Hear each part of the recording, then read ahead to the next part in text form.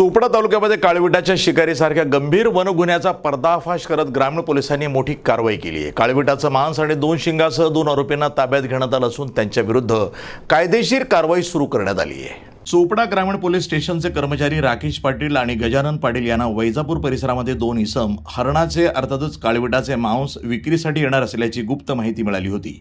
या माहितीच्या आधारे पोलीस निरीक्षक अनिल भवारी यांच्या नेतृत्वाखाली तात्काळ सापळा रचण्यात आला।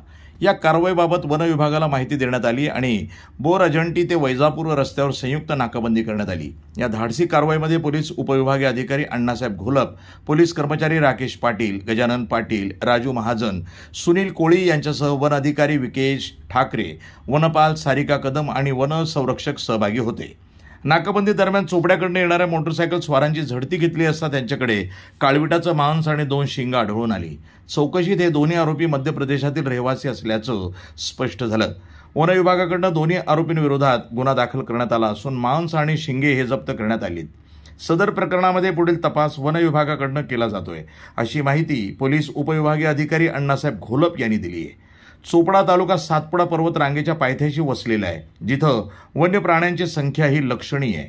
वैजापूर, देवझरी, अडावत या भागामध्ये वन्य प्राणी आणि वृक्षसंपदेचे संरक्षण करण्यासाठी स्वतंत्र वन रेंज असूनही शिकारीच्या घटना घडत असल्यानं वृक्षप्रेमी आणि वन्य प्राणीप्रेमीमध्ये चिंतेचं वातावरण निर्माण झालंय। चोपडा ग्रामीणचे पोलीस निरीक्षक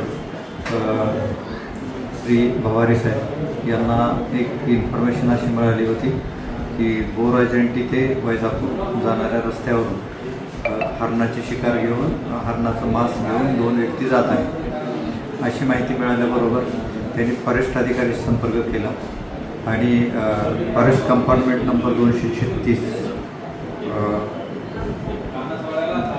बोरअजंटी ते वैजापूर रस्त्यावर या ठिकाणी चोपडा ग्रामीणचे पोलीस कर्मचारी आणि फॉरेस्टचे अधिकारी कर्मचारी यांनी ट्रॅप लावला। साधारण 11:30 वाजताच्या सुमारास एक मोटरसायकल त्यांना मिळालेल्या माहितीप्रमाणे दिसून आली, ती थांबवली। त्यांच्याजवळ जे सामान होतं त्या सामानाची झडती घेण्यात आली।